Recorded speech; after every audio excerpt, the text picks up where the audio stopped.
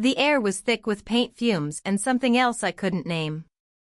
He was standing just inches away, holding a dripping brush in one hand and grinning like he didn't know what that grin could do to a woman who hadn't felt alive in years. Outside, the sprinklers had erupted again, sending jets of water onto the patio like clockwork chaos. Inside, silence. Only the low hum of the fan, and our breathing, fast and uneven. I turned to grab the tape roll, but his hand was already there. Fingers brushed paper, then froze. His eyes met mine. Not nervous. Not hesitant. Just aware. We weren't touching. Not really. Not yet. But the space between us felt electric. It didn't make sense. He was younger. He was family, by marriage, at least. And yet, in that second, I didn't think about any of that. His mouth parted slightly. I couldn't tell if he was about to speak or... The back door slammed. My husband was home early. Before I begin the story and tell you how everything really happened, answer this question: would you be able to forgive a loved one's betrayal? It started with a key turning in a lock that I didn't expect to hear until dinner. I had just tied my hair back, barefoot on the tile, sorting through screws and brackets on the kitchen counter. The house smelled of dust and citrus cleaner, and I was wearing one of my husband's old t-shirts with faded print from a summer fair in Alicante. It hung on me like a flag of surrender.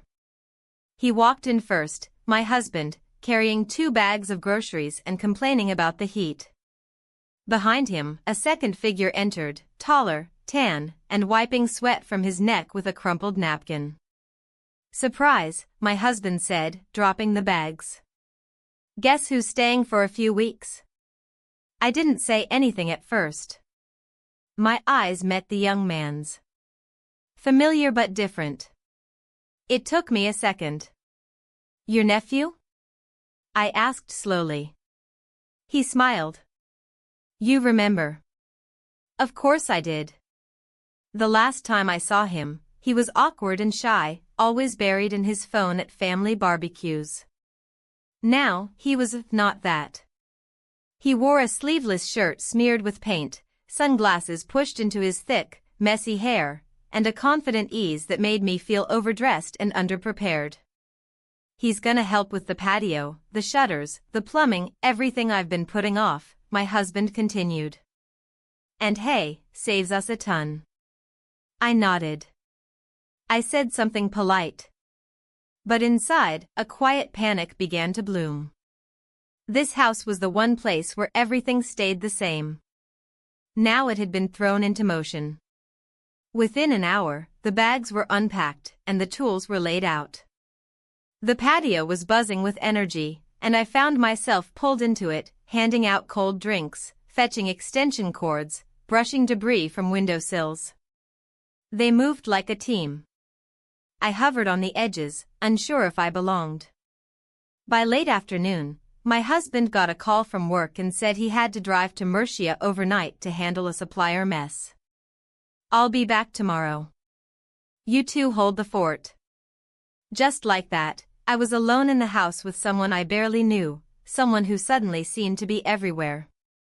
We spent the evening repainting the outer wall. The heat had eased a little, and I offered to help hold the ladder. He joked I'd been promoted to site manager. At one point, I dropped the brush and bent to pick it up, only to feel his eyes on me, not in a way that made me uncomfortable, but in a way that made me seen. I told myself I was imagining it. The next morning started early. He was already outside when I came down, shirtless, trying to fix the jammed garden hose. Water was spurting unpredictably, splashing everything around. I offered him a towel. He grinned and said, "You should see yourself. You're glowing." That day blurred into movement. We drove to the hardware store together. He chose colors I wouldn't have. Bold colors. On the way back, we passed the market square and I mentioned how I used to go there every Saturday, before life got too scheduled. He said, let's stop. Just like that. We parked and walked through rows of tomatoes, olives, sunflowers. I bought nothing. But I remembered how it felt to move without purpose. Back at the house, the work resumed. He fixed the leak near the terrace tiles. I held the flashlight. At one point, our heads were nearly touching under the sink. We both laughed at something, I don't even remember what. But I do remember how close we were. That night, I couldn't sleep. The house felt different.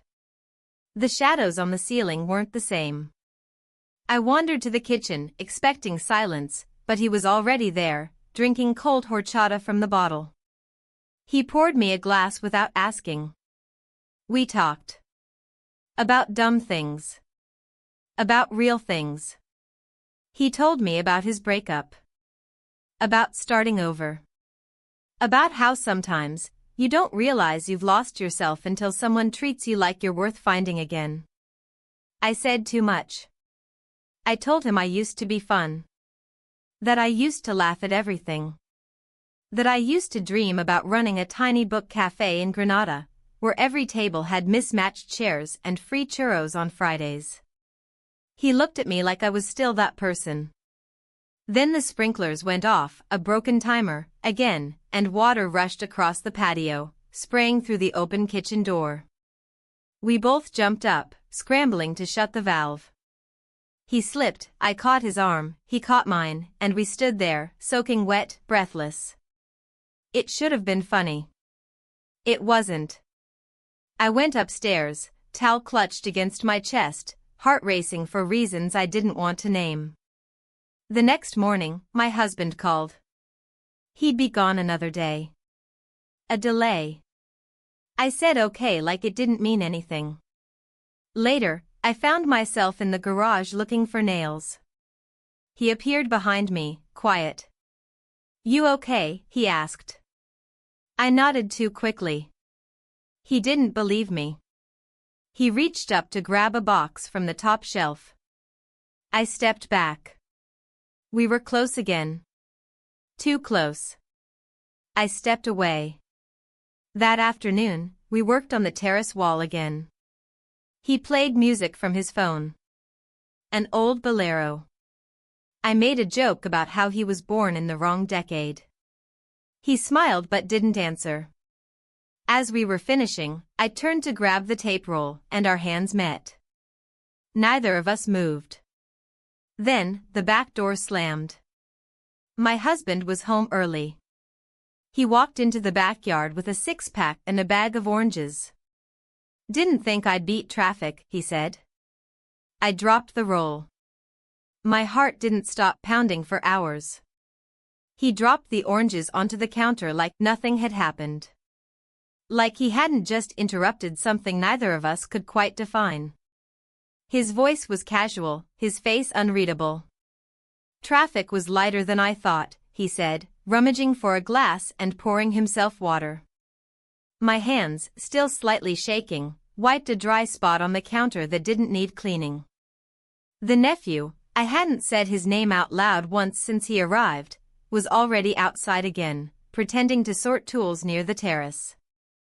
I saw him through the glass sliding door. His shoulders stiff. His back to us. I tried to act normal.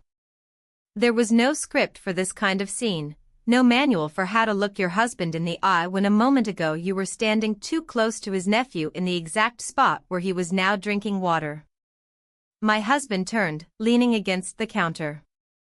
He's doing a good job, huh? I nodded.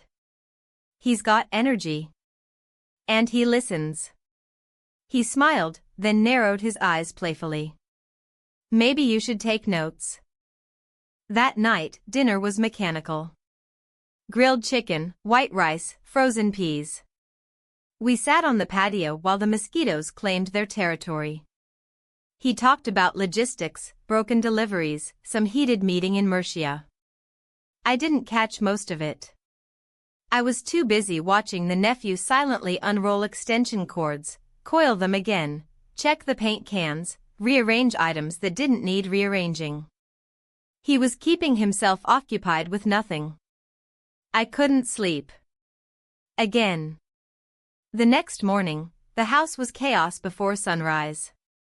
My husband had another errand across town, something to do with a delivery truck stuck in Gandia.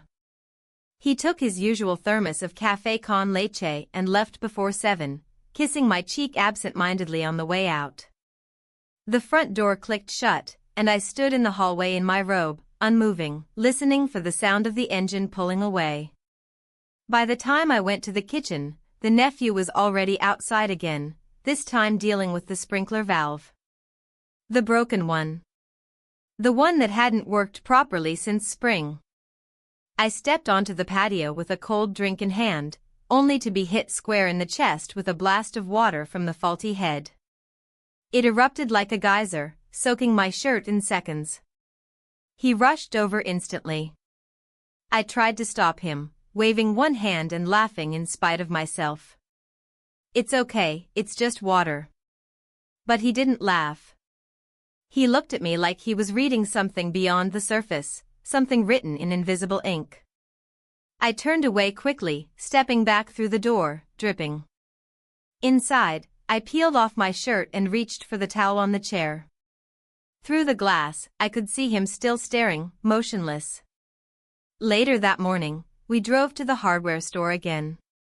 I told myself it made sense, he needed parts, I knew the area better, 2 heads were faster than one.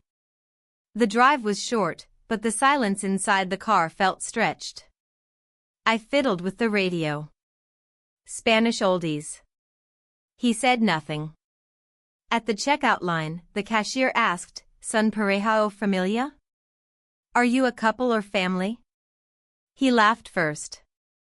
"Una familia complicada," he answered, too smoothly. My breath caught, but I forced a smile. The cashier didn't ask again. On the way back, he took a wrong turn. Or maybe it was on purpose. We ended up by the beach.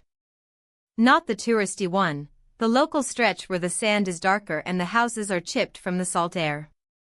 I told him we should turn around. He parked instead. "I used to come here as a kid," he said. "They had the best sardinas. And the worst bathrooms." I stepped out of the car before I could stop myself. The sea air hit me like a slap.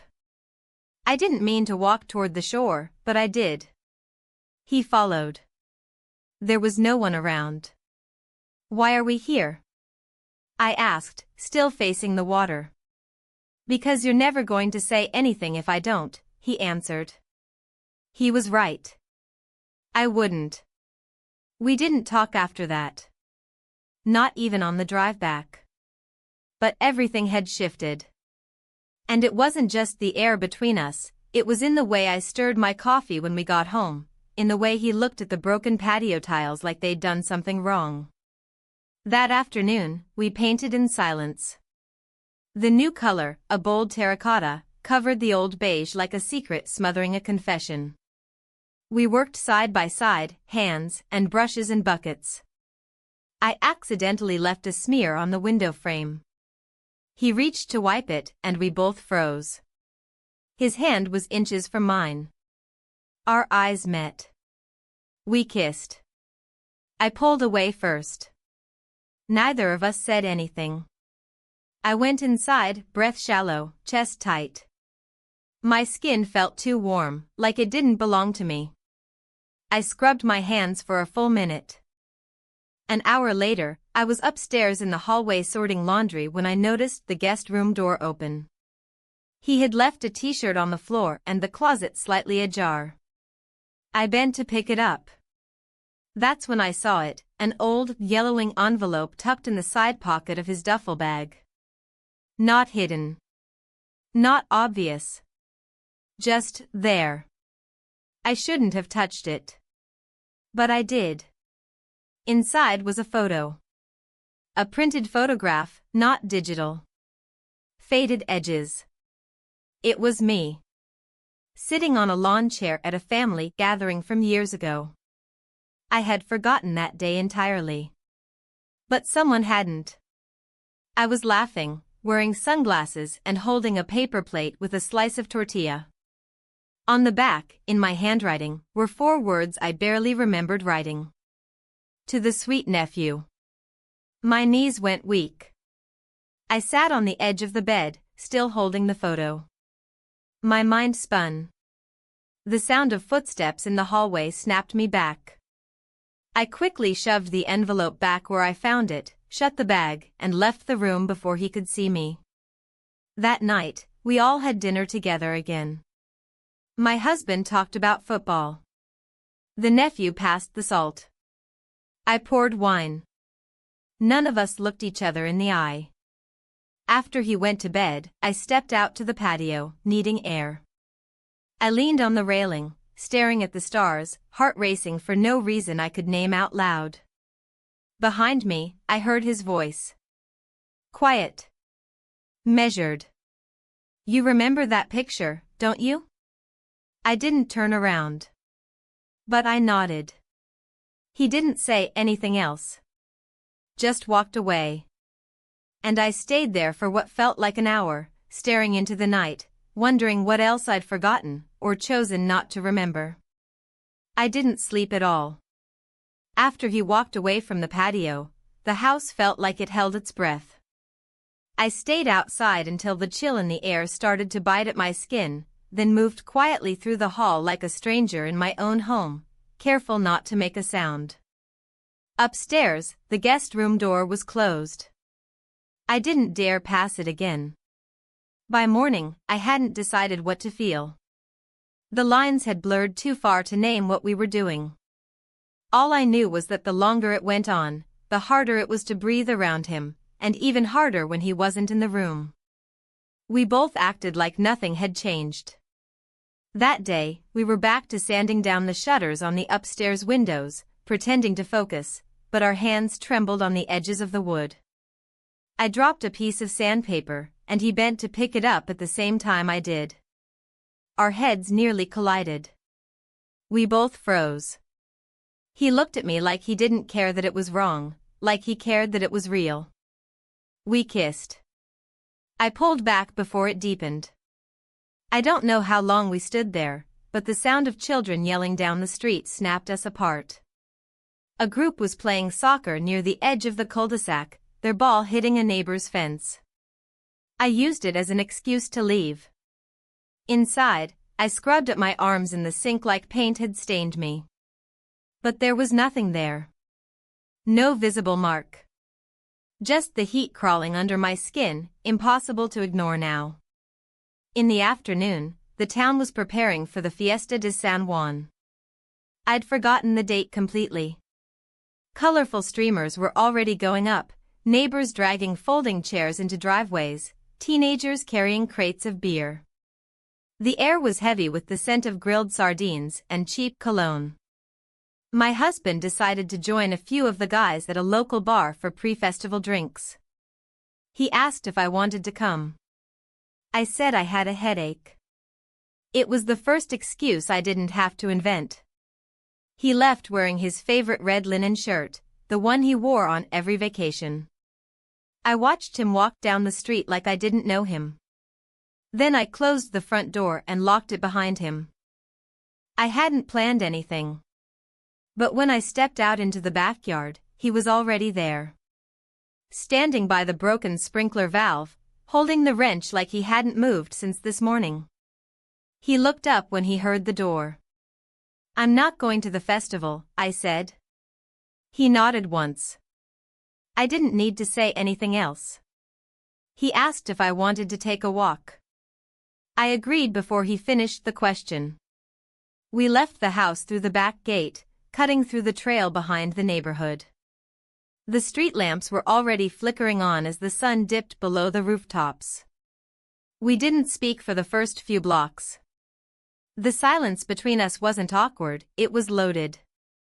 He led me past the edge of the old stone bridge where the city faded into the open stretch of the Turia Gardens. The air smelled of earth and fireworks, and our steps were synced in rhythm without effort. At one point, he asked me what my life was like before all this, before marriage, before routines, before becoming someone else. I told him I didn't remember. I wasn't lying.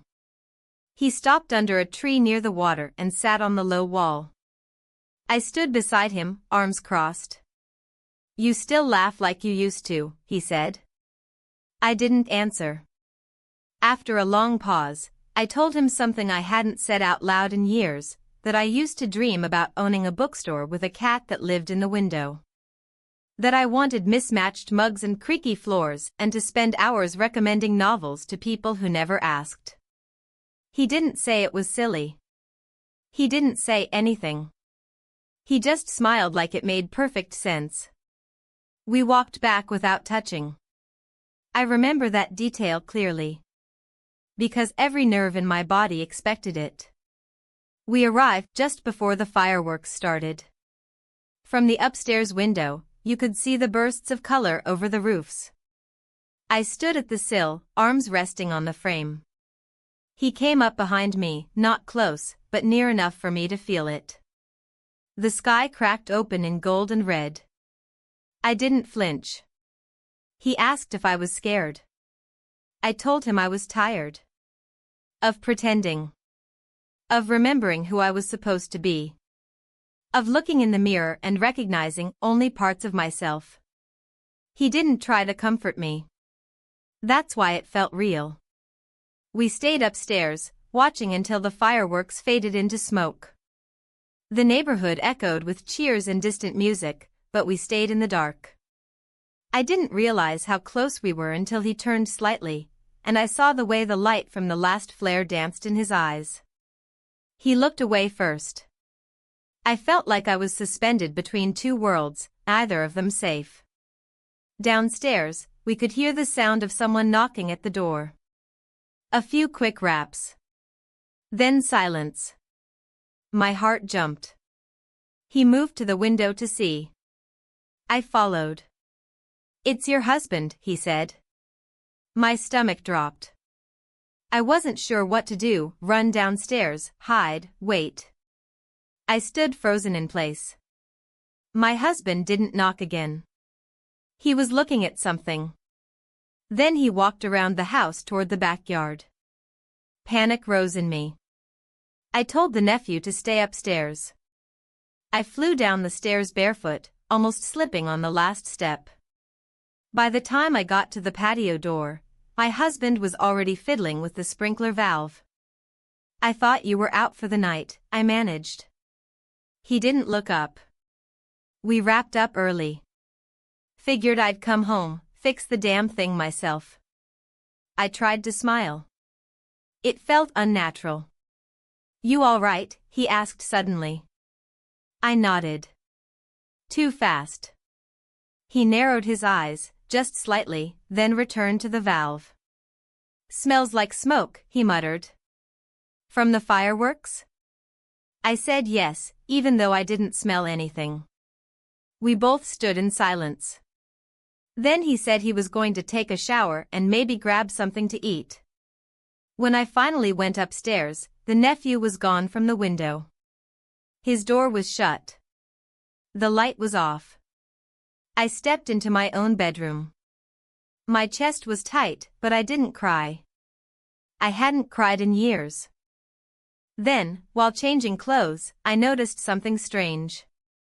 The photo, the one I'd found in his bag, it was on my dresser. He had placed it there. Quietly. Deliberately. But he hadn't said a word. I stood in front of the dresser, staring at the photo like it might change form if I waited long enough. It didn't. My handwriting on the back was still mine. The image of me still smiling. Still young. Still untouched by what I had allowed to happen. I didn't touch the frame. I didn't move it. I just stared. Downstairs, I could hear the familiar rhythm of the shower turning on. Pipes groaning. Water rattling through the old plumbing. My husband always sang while he showered. Not tonight. Just the sound of water.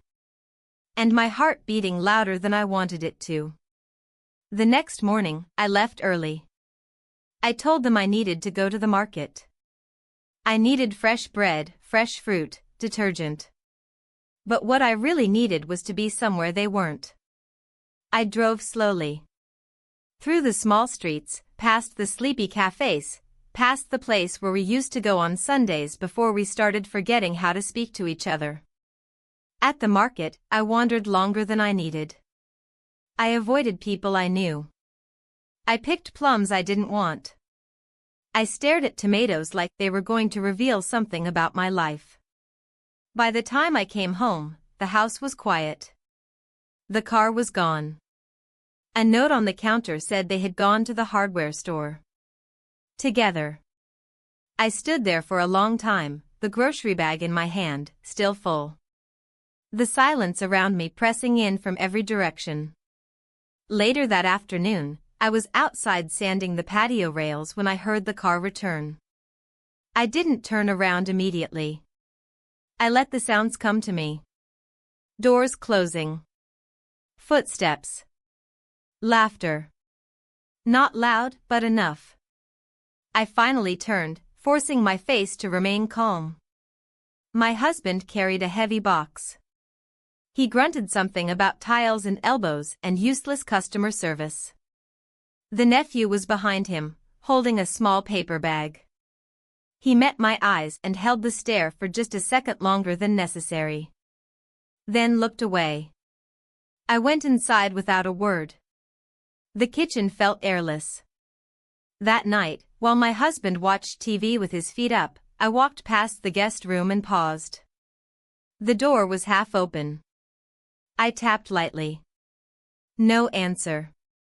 I stepped inside. He was there, sitting on the edge of the bed, sketching something in a small notebook. When he noticed me, he didn't hide it. Didn't close the cover. He just waited. I asked what he was drawing. He shrugged. Just something from memory, he said. I didn't press. There was so much unspoken weight between us. So many things we couldn't name. And still, it kept building. That evening, the house lost power.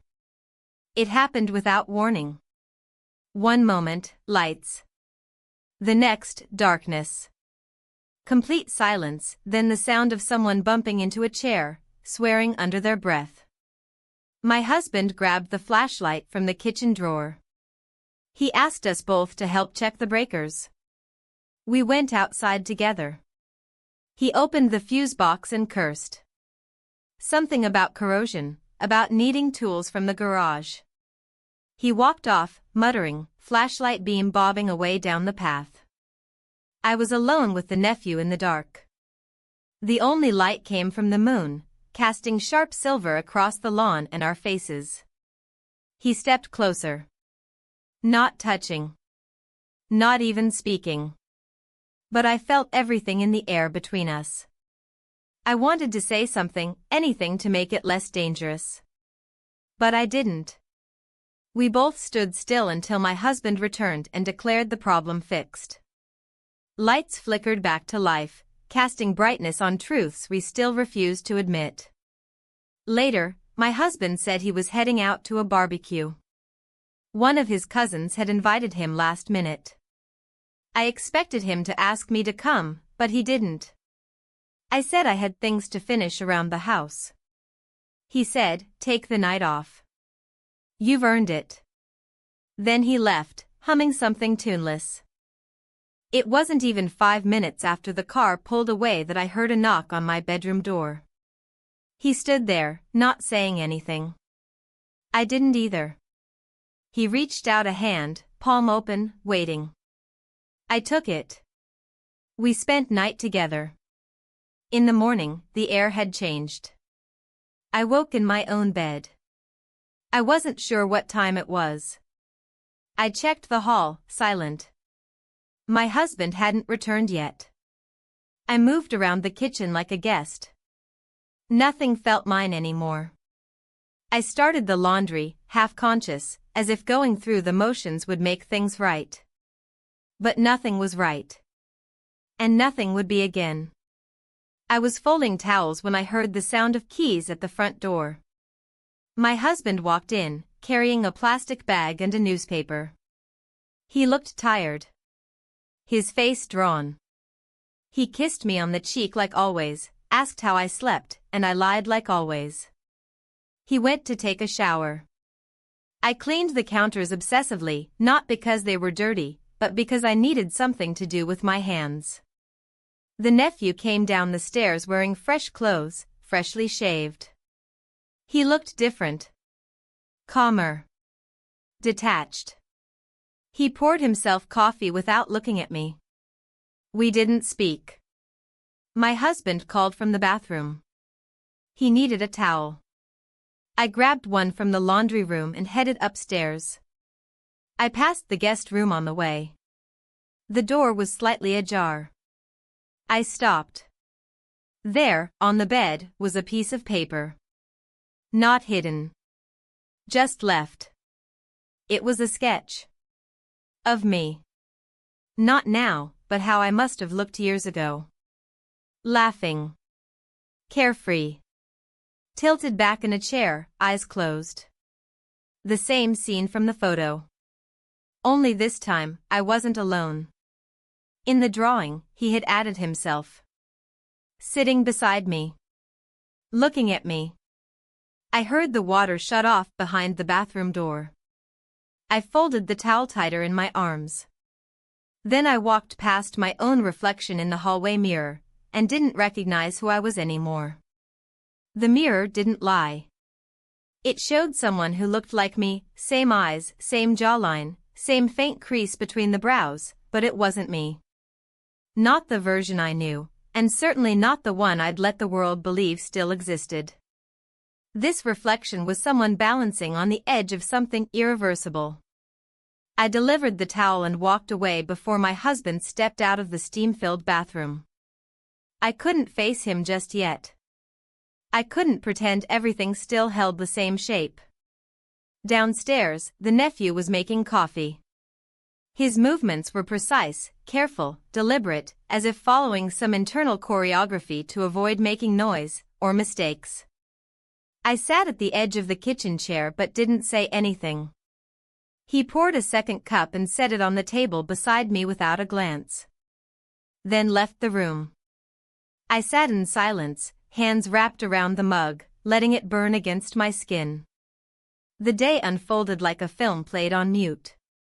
My husband decided we'd eat lunch outside, since the weather had turned warmer. He pulled out the grill, brushed off the dust, and made a show of checking the propane tank.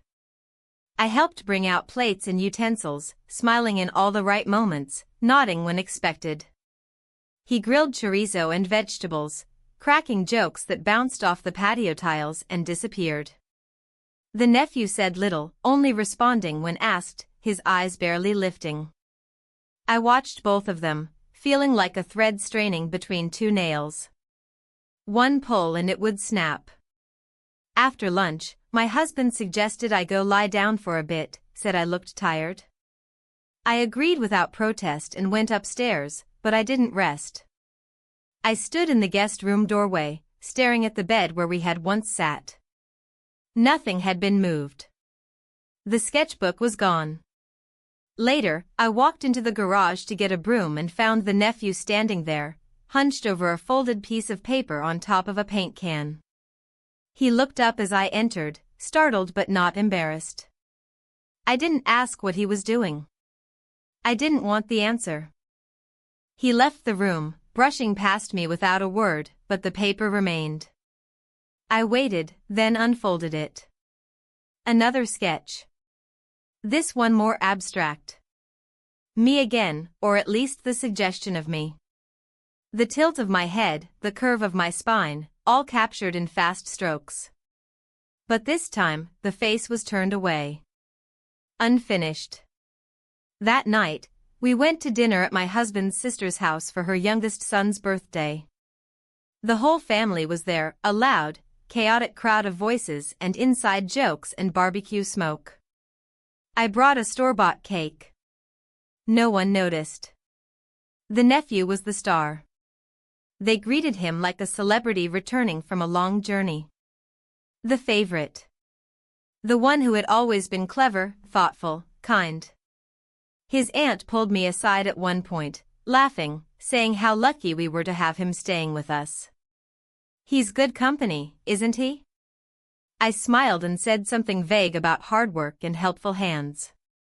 At dinner, my husband clapped him on the back and shared some story about when they were younger. Everyone laughed. I drank more wine than usual.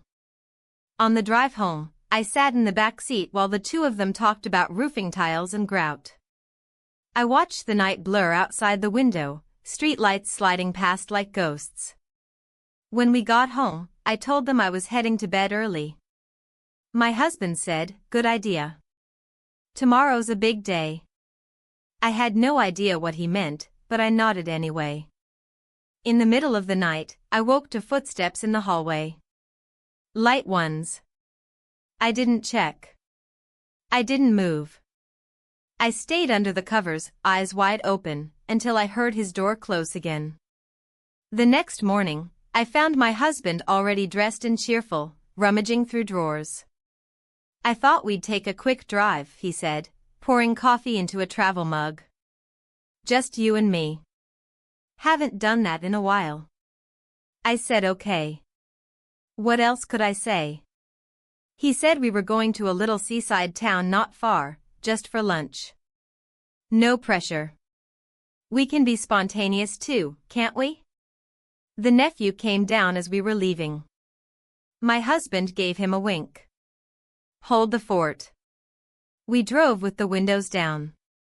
He played music from the early days of our marriage.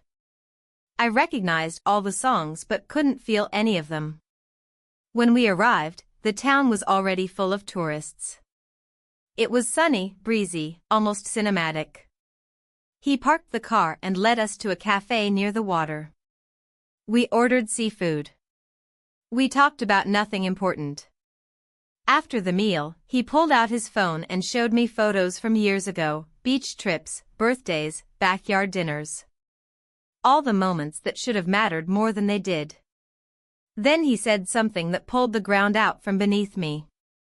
He leaned in slightly and said, "You two seem close." My stomach tightened. "What do you mean?" He shrugged. "You and him. There's a rhythm. You laugh at the same moments. You finish each other's sentences sometimes." I tried to speak, but the words jammed in my throat. He smiled, but it wasn't kind. It was curious. "Is it just in my head?" he asked, eyes locked on mine. I didn't know what to say. I didn't know what would be worse, denying it or confirming what he already suspected. Before I could answer, he leaned back and said, "Forget it. Maybe I'm just being paranoid." We didn't talk much on the way back.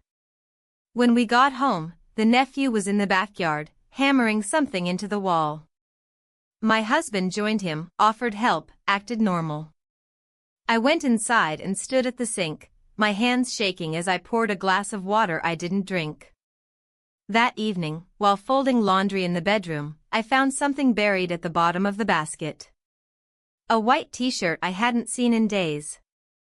It wasn't mine. It wasn't my husband's. But it had lipstick on the collar. My lipstick. I stared at it for a full minute. Then my husband's voice rang from downstairs. "Have you seen my phone?" I walked down slowly, the shirt hidden in my hands. He was searching the couch cushions. "Everything okay?" he asked. I held up the shirt without a word. His face changed. Not confusion. Not guilt. Something else. Recognition. Then, in a voice too calm, he said, "That's not mine." And turned back to the cushions. I looked at the nephew. He was standing by the doorframe, motionless. His eyes never left mine. And I understood. He hadn't forgotten it. He had left it there on purpose. The moment hung in the room like smoke, heavy, invisible, impossible to ignore.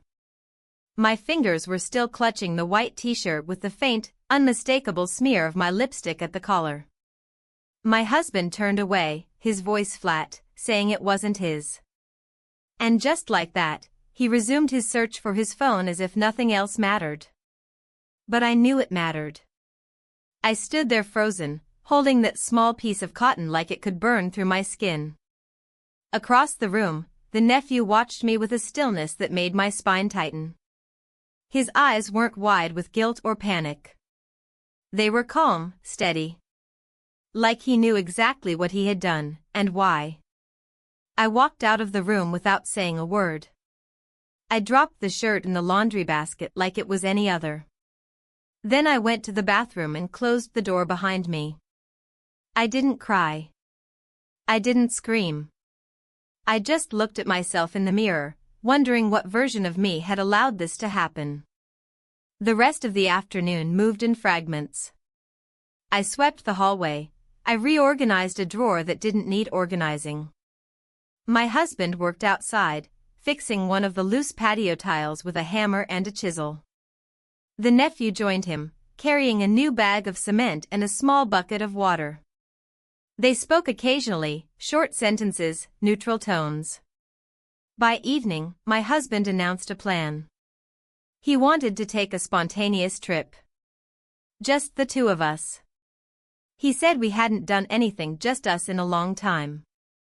He suggested we drive to Altea, spend the weekend by the coast, get a little sun, clear our heads. I nodded automatically. When? I asked. Tomorrow morning. Early. I'll book something. I don't know if he looked at me when he said it. I didn't meet his eyes. The rest of the night passed in a blur. I pretended to read on the couch while the TV played in the background. I was aware of both of them in different parts of the house, moving around, breathing in and out like everything was fine. I went to bed early and locked the door behind me. But sleep didn't come. My thoughts spun relentlessly. The image of the t-shirt. The way he looked at me when I held it up. Not surprised. Not scared. Just silent. Before sunrise, I got out of bed. I couldn't stay still. I made coffee in the dark and stepped out into the backyard barefoot, the flagstones cool beneath my feet. The air was heavy with moisture, but the breeze was soft. I stood there quietly, looking at the unfinished patch of patio, the tools still left beside the wall. That's when I saw movement from the garage. A shadow. A light. I walked toward it slowly. Inside, I found the nephew sitting on a folding chair, elbows on his knees, staring at the floor like he'd been there all night. A duffel bag sat at his feet, half-zipped, as if packed in hesitation. He looked up when I stepped inside but didn't say anything. I stood there, waiting for words that never came. When none arrived, I turned and left without a sound.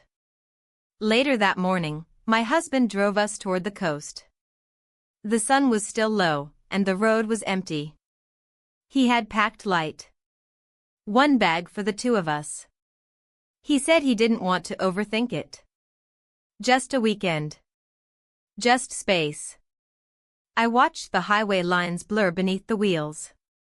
I kept my hands in my lap. When we reached the seaside, everything felt too bright. The water shimmered unnaturally. The white buildings, the orange roofs, the swaying palms, all too picturesque, too detached from the truth of what lived between us. The hotel was quiet. Clean. The receptionist greeted us with warm smiles and handed us a room key. My husband thanked her and placed a hand on the small of my back as we walked toward the elevator. I didn't flinch, but I felt it. Inside the room, he opened the curtains and declared the view perfect. The balcony looked over the water. I stood at the window while he unpacked. We walked through the old town later that day, drifting in and out of small art galleries and local markets. He pointed at paintings, made jokes, asked me what I thought of them. I nodded. I smiled. I said things that meant nothing. At one stall, he picked up a hand-painted tile. It had a single word on it, volver. Return. He held it up. For the patio, maybe? I didn't answer. We had dinner at a small restaurant that overlooked the cliffs. Candlelight. Wine. Music low in the background. He talked about the past, our trips, our old friends, our inside jokes that now felt like someone else's life. I listened. I participated. But inside, I wasn't there. When we returned to the hotel room, I stepped out onto the balcony, letting the night wrap around me. He joined me a few minutes later, placing his glass on the railing beside mine. The silence between us felt heavier than words. Then he said, "Are you still here with me?" The question wasn't sudden. It had lived in the space between us for weeks. But now it had shape. Voice. I didn't know how to answer. He turned and went inside. I followed a few minutes later. He had already pulled the sheets back, setting up his side of the bed. I lay down facing the wall. In the morning, we checked out early. The drive back was quiet. The only sound was the road beneath the tires and the occasional buzz of his phone in the cup holder. He didn't answer any messages. When we got home, the house was silent. Empty. I noticed it the moment we stepped inside. No keys by the door. No shoes on the mat. I moved through the rooms one by one. The guest room was clean. Empty drawers. No bags. No sketchbook. My husband looked around, puzzled. He left? I nodded slowly. On the kitchen counter, there was a folded note. No name. No message. Just a single sketch. Me. Standing in the middle of the patio, looking up at the sky, a hammer in one hand.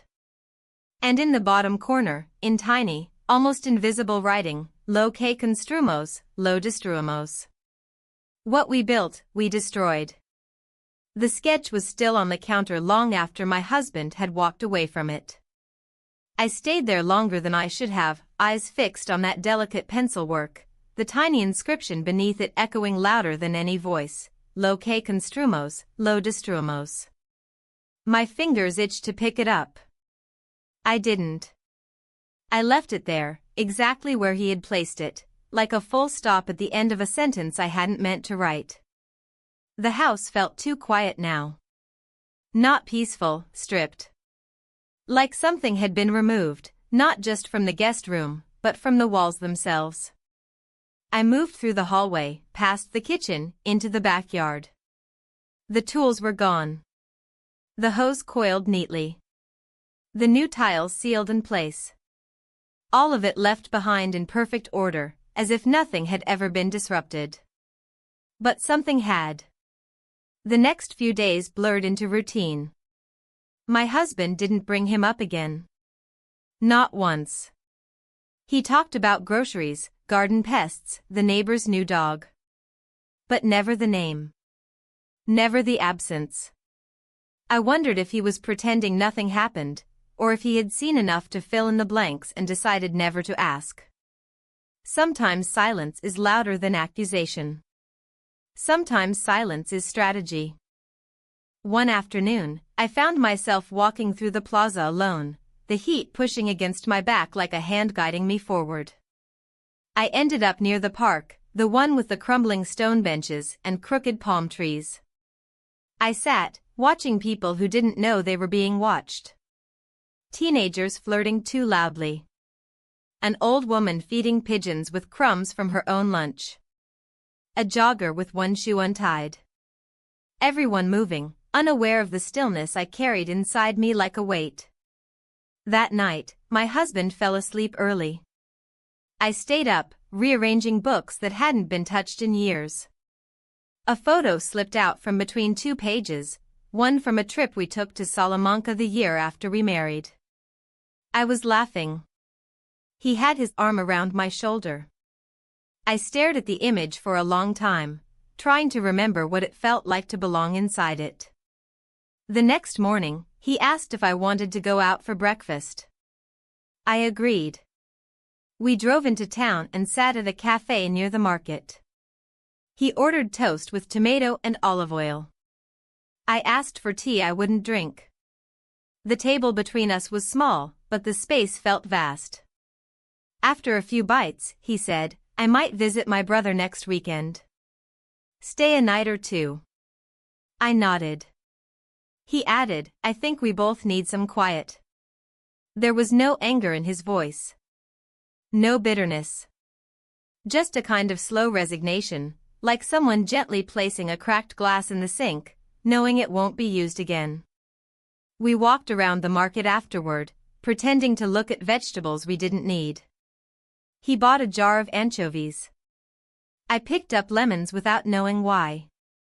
When we returned home, the door was already unlocked. I noticed it immediately. My hand hesitated on the handle. My husband stepped inside first, his voice light. Maybe I didn't turn it all the way this morning. But I hadn't heard him leave. Inside, everything looked normal. Intact. No mess. No trace of entry. Until I walked into the living room and saw the sketchbook sitting on the coffee table. It hadn't been there that morning. I reached for it without hesitation, flipping open the cover. Inside, dozens of pages. Some familiar. Others new. Quick portraits. Angled sketches. All of them centered around one figure. Me. One drawing stopped my breath. It was me from behind, standing at the sink, sunlight through the window. My shoulders slumped, hands in motion. But what chilled me was the second figure, faint but present. Sitting behind me, in the shadows of the kitchen. Watching. I closed the book slowly. My husband asked, "What is that?" I answered truthfully. His sketchbook. He said nothing. That evening, he busied himself with paperwork in the office. I made dinner, chopping in silence. I noticed his hands shaking slightly when he picked up his glass, but he said nothing about it. I didn't ask. Before bed, I opened the guest room door again. The mattress was bare. But on the nightstand, folded neatly, was a gray t-shirt. Not the same one. A different one. Freshly washed. Placed there like a message. The next morning, I packed a bag. I told my husband I was going to visit an old friend in Alicante. He nodded. No questions. No objections. I didn't go to Alicante. I drove for hours, past roads I hadn't taken in years, to a small coastal town I remembered from a family trip long ago. The streets were narrow. The buildings pale with salt. I parked near the beach and walked with no destination, eyes scanning faces I didn't know for one I couldn't stop seeing.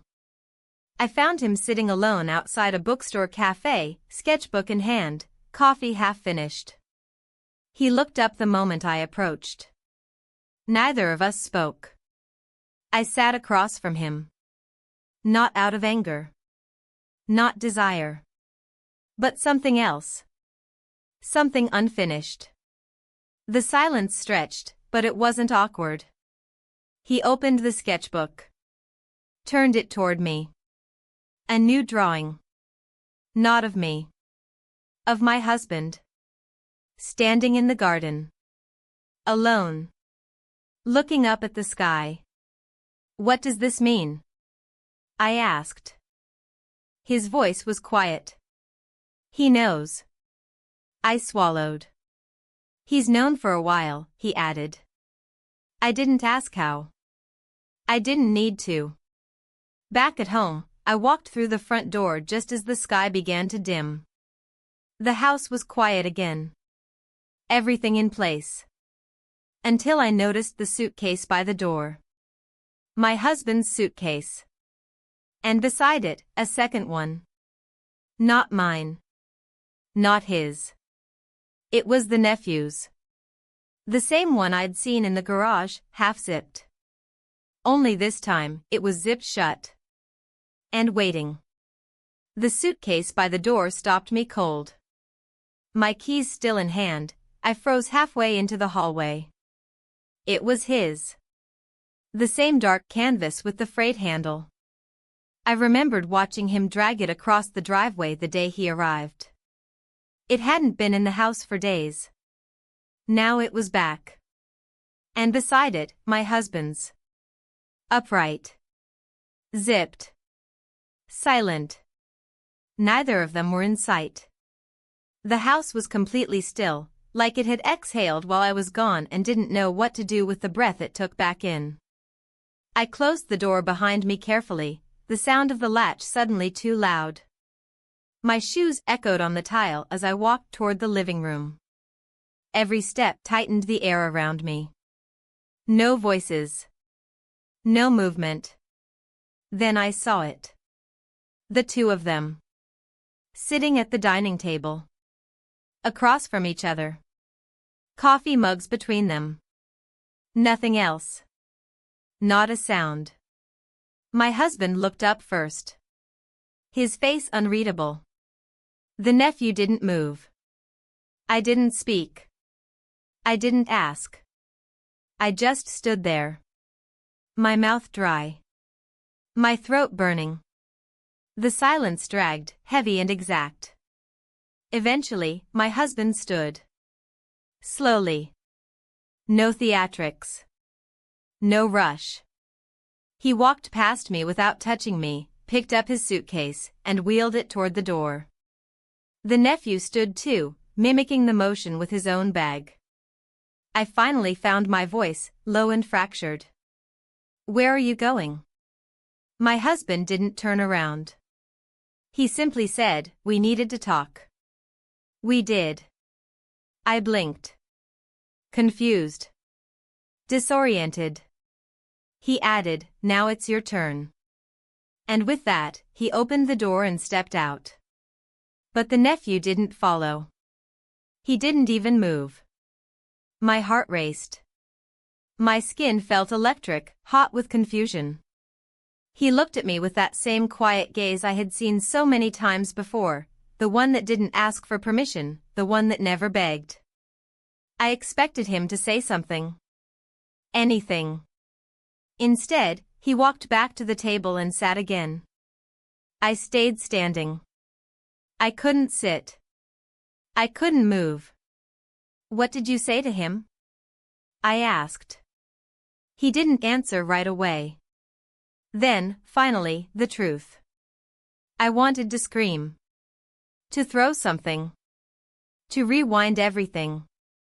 But I just stood there, as if rooted to the floor. As if my own house had turned foreign. He reached into his coat pocket and placed something on the table. A flash drive. Small. Silver. Plain. I stared at it. He nodded toward it. That's yours. I didn't understand. He added, you left it on the dresser. My mind flipped back, fast and wild, searching for the moment I'd placed it there. A week ago? 2? Before or after we kissed? Before or after we? No. I stepped forward slowly. My fingers hovered above it. I didn't pick it up. What's on it? I asked, my voice barely audible. Sketches. Notes. Photos, he said. Your things. My things? I repeated. I scanned everything. Before I left, he said. I didn't know if I was coming back. You weren't supposed to, I whispered. He nodded. But I did. There was something off in the way he said it. Not hopeful. Not apologetic. Just real. Unapologetically real. I finally sat down. Across from him. My hands in my lap. The flash drive between us. Why did he leave? I asked. Because he already knew, he said. Long before we thought he did. I stared at the wall for a long time. He continued, voice low, he said he doesn't hate you. That word hit me in the chest harder than anything else that day. He said he understands, he added. I shook my head slowly. No. He doesn't. But I didn't even believe myself when I said it. He pushed the chair back and stood. I'm leaving now, he said. I looked up. So that's it? I came back to make sure you had the truth. That's all. I stood too. I wasn't ready for this moment, but it came anyway. Did you love me? I asked. His face twitched. A pause. Then, you were the only real thing I found here. It didn't answer the question. But it was enough. He turned to go. I watched him walk through the hallway. Down the same path he first entered. The suitcase trailing behind him like punctuation. The door opened. And then. He stopped. Not at the threshold. In the middle of the frame. There was someone outside. I stepped forward, breath catching. And then I saw. It was my husband. He had returned. His bag was gone. His hands were empty. But he stood there, eyes fixed on the nephew. No words were exchanged. None I could hear. Then the nephew turned around. Looked at me one last time. And walked past him. Out into the sunlight. The door closed softly. My husband didn't come inside. He stood there. Just on the other side. I walked toward it, reached for the handle. But I didn't open it. I stayed there. Face to the wood. And whispered, I don't know who I am anymore. Silence. Then his voice, through the door. Neither do I. And just like that, the world stopped moving.